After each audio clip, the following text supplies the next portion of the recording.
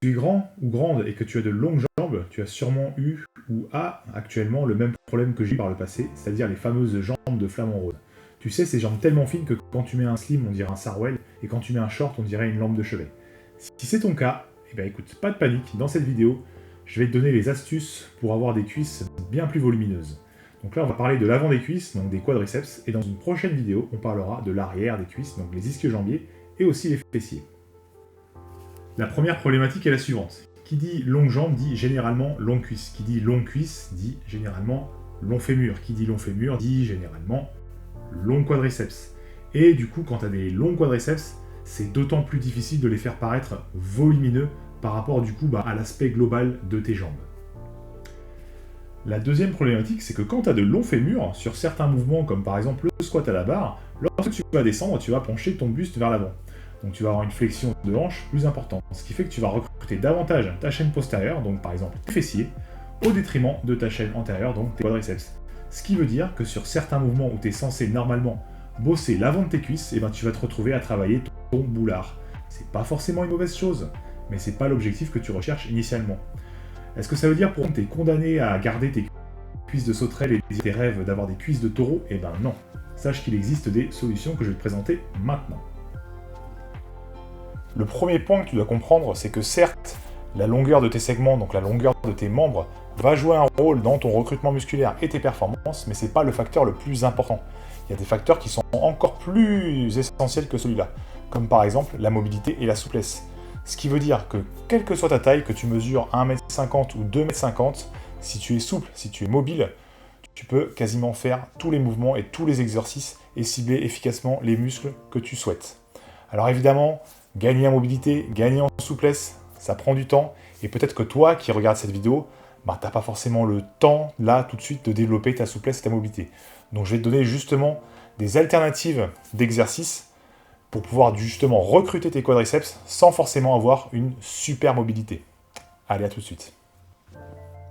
Donc si les exercices classiques, comme le squat à la barre, te posent problème, et écoute, voici les variantes que je vais te présenter et que tu vas pouvoir essayer du coup dès ta prochaine séance.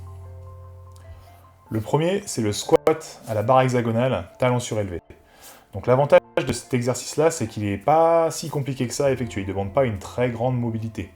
En fait, tu vas tout simplement tenir une barre, bras tendu, une barre hexagonale, avec les talons sur un disque. Donc un disque de préférence d'environ 3 cm. Et tu vas tout simplement descendre en gardant le buste droit et remonter. Donc là, il ne faut pas que tu aies peur d'avancer tes genoux vers l'avant. C'est le but justement pour recruter tes quadriceps sans pencher ton buste. Si jamais tu n'as pas de trap bar, écoute, c'est pas grave, tu peux prendre des haltères, ça fera très bien l'affaire. La deuxième alternative, c'est le squat à la poulie, ou le squat au câble. Alors celui-là, il est un petit peu plus dur à effectuer pour l'équilibre, mais une fois que tu l'as bien maîtrisé, il est vraiment super. En fait, ce qui est bien avec cet exercice-là, c'est que tu vas avoir deux résistances. Tu vas avoir la résistance du câble et la résistance de tes pieds au sol qui frottent. En fait, il y a une force de friction qui va s'exercer lorsque tu vas pousser pour remonter. Donc quand tu pousses pour remonter, tu pousses bien vers le haut et vers l'arrière. Le seul inconvénient en fait de cet exercice, c'est que quand tu vas progresser, tu vas vite être limité en termes de poids que tu peux mettre sur la poulie. Parce que même en mettant le maximum avec un bon niveau, ce sera clairement pas suffisant. Mais si jamais tu as un niveau débutant ou intermédiaire, tu peux vraiment l'utiliser et tu verras que tu vas vraiment bien ressentir tes cuisses. Après, tu peux aussi le faire en exercice un peu plus sur des séries longues, ce qui va te permettre aussi de vraiment bien travailler sans pour autant être frustré par le manque de poids. La troisième alternative, c'est le squat à la Smith Machine avec les talons surélevés. Donc l'avantage de cette variante-là, c'est que tu es plus stable. Donc c'est vraiment intéressant si tu as encore un peu de mal avec les charges libres. Quatrième alternative, le hack squat. Alors le hack squat, ça a un peu les mêmes avantages que l'exercice précédent en termes de stabilité, mais il y a quand même quelques différences. Donc déjà, la trajectoire est oblique, et en plus de ça, tu as le dos sur un support, ce qui fait que tu as moins de contraintes sur celui-ci. Donc si jamais tu as la chance d'avoir cette machine-là dans ta salle, franchement, n'hésite pas une seule seconde parce que c'est vraiment une excellente machine pour travailler tes quadriceps. La cinquième alternative, c'est le Zercher squat. Alors celui-là, il n'est pas très courant, mais il peut être intéressant dans la mesure où, comme tu as la charge devant toi sur le coude, tu vas pouvoir descendre plus bas en restant plus droit. Donc forcément, une amplitude au niveau des quadriceps, de la flexion de genou, plus importante. Maintenant, il y a quand même quelques inconvénients. C'est notamment au niveau du confort. Même si tu places une mousse de protection, au bout d'un moment, tu vas sentir la barre sur tes coudes. Le deuxième inconvénient, comme je disais, c'est un exercice qui est quand même assez difficile à maîtriser, donc si tu es débutant, je te le déconseille. Et le troisième, c'est que selon moi, c'est mon avis, c'est pas forcément une vérité absolue, tu ne peux pas charger très lourd. Donc moi, je te conseillerais plutôt d'utiliser donc des séries longues avec des charges modérées. Sache que ces 5 exercices que je t'ai présentés ne représentent qu'une infime partie de ce qu'il est possible de faire en termes de mouvement pour travailler tes quadriceps. D'autant plus que je ne t'ai pas parlé des exercices d'isolation qui sont aussi excellents pour travailler tes cuisses. Donc là, je vais te donner 3 exos d'isolation que je considère être comme, selon moi, les meilleurs dans cet objectif-là. Premier exercice, le leg extension. Donc le leg extension, c'est vraiment l'exo d'isolation le plus connu pour les quadriceps, et c'est mérité. Pourquoi ? Parce que c'est un exo qui est facile à faire, qui est stable, et qui te permet une marge de progression très importante. Tu vas pouvoir charger très lourd ou très léger. En plus de ça, petit tips, si jamais tu as une machine sur laquelle tu peux t'allonger en arrière, n'hésite pas parce que c'est encore mieux, tu vas travailler avec des muscles étirés. Et deuxième petit tips, sur ta dernière série, quand tu es à l'échec et que tu ne peux plus lever les jambes jusqu'en haut, continue à faire quelques reps supplémentaires, donc tu vas faire des reps partiels en bas. Tu verras, les études ont démontré que c'était très efficace pour construire des muscles à ce niveau-là. Deuxième exercice, le sissy squat. Alors celui-là, il est redoutable, mais il demande quand même un peu de maîtrise pour être bien exécuté.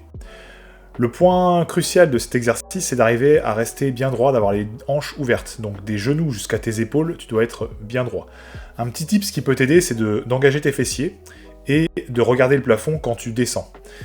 Après, tu peux le faire soit en te tenant, et plus tu acquiers en fait du niveau sur cet exercice, et au fur et à mesure, tu peux le faire sans te tenir.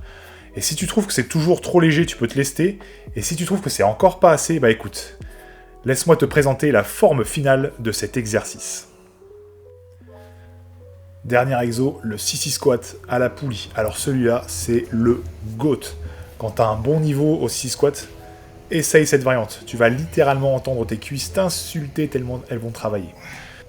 Le seul inconvénient de cet exercice, c'est la mise en place. Donc tu vas avoir besoin d'un step et d'un banc pour te tenir. Donc dans l'extrait que je t'ai montré, j'ai pris une poignée dans la main pour descendre. Mais ce que tu peux faire aussi, et ce qui est encore mieux, c'est de relier le câble à une ceinture de lest. Comme ça, tu vas avoir le câble aligné avec le reste de ton corps. Avant de terminer cette vidéo, je tiens quand même à te préciser que si tu veux prendre des quadriceps, une alimentation riche en protéines est indispensable. Une quantité d'environ 1,6 à 2 grammes par kilo de poids de corps, c'est une bonne base dans ta quête pour avoir de grosses cuisses. Cette vidéo est maintenant terminée, donc je te donne rendez-vous pour la prochaine qui va parler cette fois-ci de l'arrière des cuisses, donc des ischio-jambiers, mais aussi les fessiers. En attendant, si mon travail te plaît, n'hésite pas, tu smashes le bouton like, tu t'abonnes, et n'hésite pas à aller faire un tour sur mes réseaux sociaux pour voir d'autres contenus. En attendant, n'oublions pas le petit mot de la fin, si tu veux un corps à ta hauteur, tu dois voir les choses en grand.